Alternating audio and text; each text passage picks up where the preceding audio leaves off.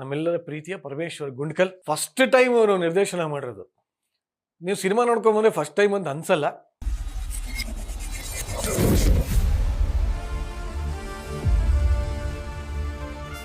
ನಮ್ಮ ಡಾಲಿ ಧನಂಜಯ ಅವರು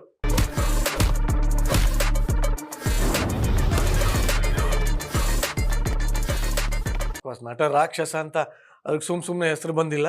ಆ್ಯಂಡ್ ಈ ಬಿರುದಿನ ದುಡ್ಡು ಕೊಟ್ಟು ತಗೊಳ್ಳೋದು ಅಲ್ಲ. ಆ ಬ್ಯಾಕ್ಗ್ರೌಂಡ್ ಸ್ಕೋರು ಸಾಕಾಗಿದೆ.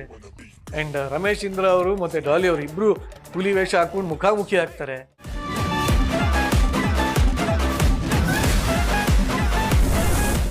ಸಖಿಯೇ ಸಖಿಯೇ ಹಾಡಂತೂ ಈಗಾಗಲೇ ಎಲ್ಲ ಕಡೆ ವೈರಲ್ ಆಗಿದೆ.